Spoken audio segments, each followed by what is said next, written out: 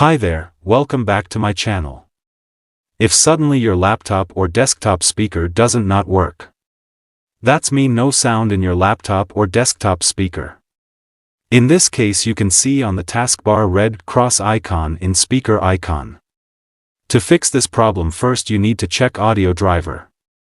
If the audio driver is disabled, then you will face this problem. So right-click on your mouse on speaker icon, and go to Sounds. Select Playback. And then right on your mouse on the speaker, and enable it. And also make sure your recording option enabled or disabled. For that select recording option. If it disable, similarly right-click on your mouse, and enable it. Thank you for watching this video.